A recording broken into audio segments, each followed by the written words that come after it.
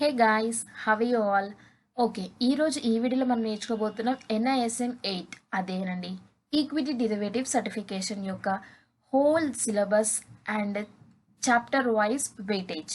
ఏ చాప్టర్కి ఎన్ని మార్క్స్ వస్తాయి, ఏ చాప్టర్ మనం ఎక్కువగా ప్రిపేర్ అవ్వాలి, ఏ చాప్టర్ జస్ట్ ఊరికే పైపైన చూసుకుంటే చాలు, ఇవన్నీ మనం ఈ వీడియోలో మనం డిస్కస్ చేయబోతున్నాం.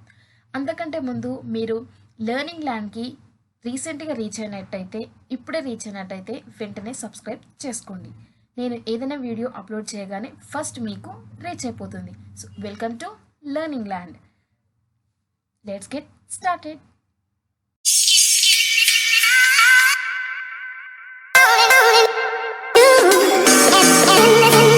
సో ఫస్ట్ మనం సిలబస్ చూసేద్దామండి. తర్వాత నేను మీకు చాప్టర్ వైజ్ మార్క్స్ ఎక్స్ప్లెయిన్ చేస్తాను. సో మన ఫస్ట్ చాప్టర్ వచ్చేసి basics of derivatives.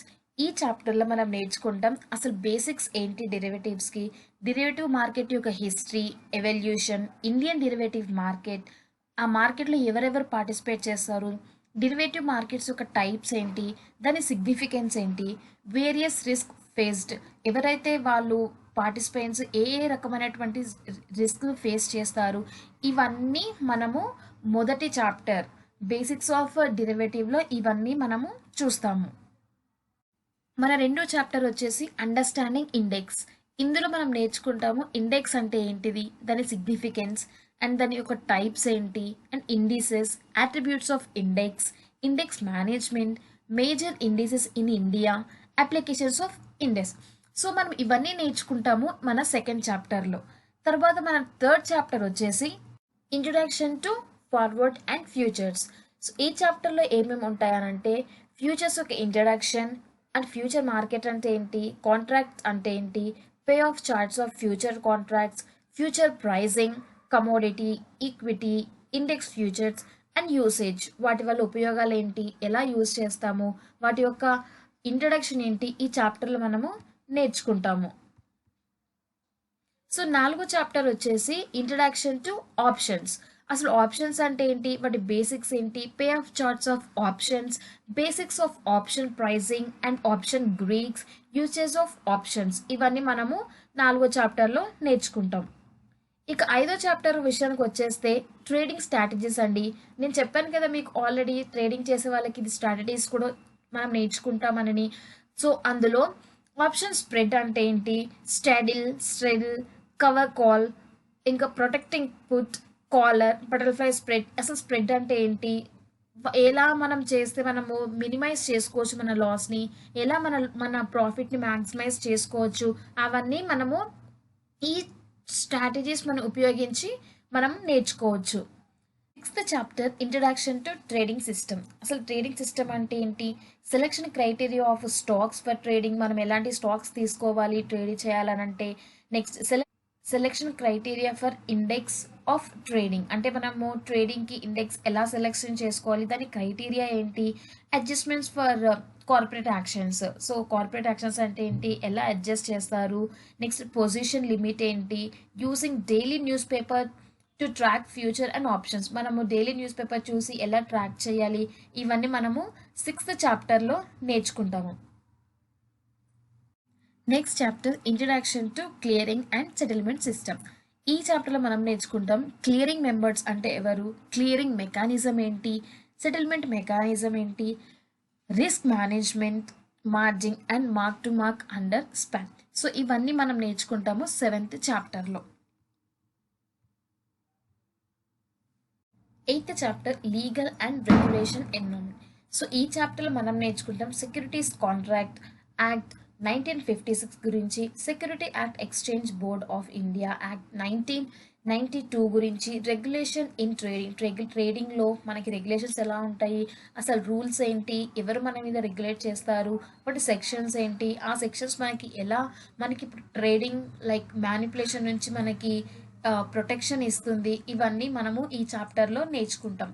Next major recommendations, మన ఎల్సి గుప్తా కమిటీ వాళ్ళు మనకి ఎలాంటి రికమెండేషన్స్ ఇస్తున్నారు, అదేవిధంగా జేఆర్ వర్మ కమిటీ వాళ్ళు మనకి మేజర్ రికమెండేషన్స్ ఏమిస్తున్నారు, ఇవన్నీ మనము ఎయిత్ చాప్టర్లో నేర్చుకుంటాం. 9th చాప్టర్ వచ్చేసి అకౌంటింగ్ అండ్ టాక్సేషన్. ఇందులో మనం అకౌంటింగ్ గురించి, టాక్సేషన్ ఆఫ్ డెరివేటివ్ వీటి గురించి మనము ట్రాన్సాక్షన్స్ ఇన్ సెక్యూరిటీస్ గురించి మనము నేర్చుకుంటాము. నెక్స్ట్ చాప్టర్ అంటే లాస్ట్ చాప్టర్ వచ్చేసి సేల్స్. మనం ఈ చాప్టర్లో మనకి ఈ ఎగ్జామ్లో మనకి ఓన్లీ 10 చాప్టర్స్ మాత్రమే ఉంటాయండి. ఈ 10 చాప్టర్స్ మనం పర్ఫెక్ట్గా నేర్చుకున్నట్లయితే మనం ఎగ్జామ్ వెల్గా రాయడం అయితే జరుగుతుంది. నెక్స్ట్ ఈ చాప్టర్లో అండర్స్టాండింగ్ రిస్క్ ప్రొఫైల్, క్లయింట్కి మనకు రిస్క్ ప్రొఫైల్ ఎలా ఉంటుంది అవన్నీ మనము ఈ చాప్టర్లో అయితే నేర్చుకుంటాం. నెక్స్ట్ మనం చూద్దాం ఏ చాప్టర్కి ఎంతెంత మార్క్స్ వెయిటేజ్ ఉంటుందో మనం నెక్స్ట్ స్లైడ్స్లో మనం చూస్తాం.